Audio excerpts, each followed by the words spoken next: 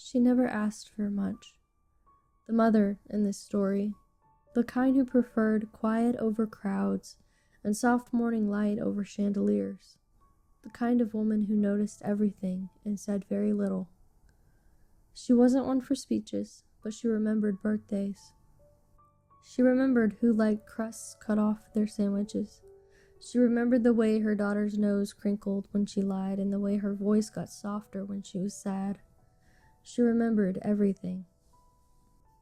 And she kept it all in the tender archive of her heart. There was a mason jar that sat in the window above her kitchen sink. Most people wouldn't have noticed it. It wasn't fancy, just a glass jar once used for pickles, then peaches, then homemade strawberry jam. But in the spring, it held tulips. Every year, soft orange and yellow and coral pink tulips would fill that jar like a bouquet of sunlight. She never told anyone where she got them. Maybe from the market, maybe from the neighbor's overgrown flower bed. Maybe they were planted just for her by God himself. But they always came, and she always placed them in the jar like it was sacred. Her daughter, this little girl with big eyes and skinned knees, used to sit at the kitchen table and watch her mother move. Not just walk, not just work, but move, like poetry in motion, like music that had no lyrics, just warmth. She made tea in silence. She folded laundry like it was a prayer. She listened when her daughter talked about nothing for hours. She didn't interrupt. She didn't rush. She just loved, in every quiet way a woman could. As the daughter grew, so did the noise of life. There were broken friendships, lost tempers, late nights with math homework, mornings with missing shoes. There were tears in cars and slammed doors and the first heartbreak that left the daughter wordless for days. And still, the mother showed up. She made her favorite meal. She let her cry without filling the silence. She bought tulips a little early that year. The daughter never said it out loud, but she knew.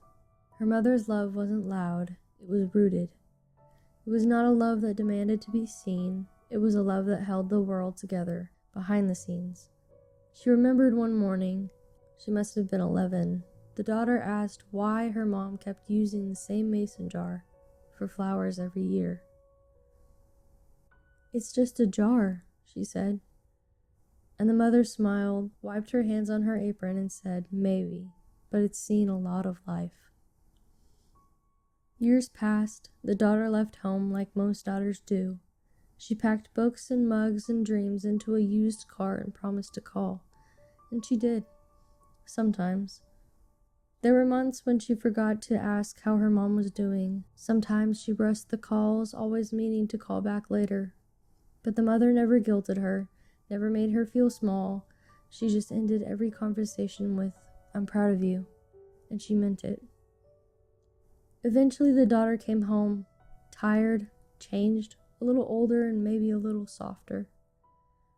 She stepped into that kitchen, and there it was, same old jar, same soft tulips, same quiet love.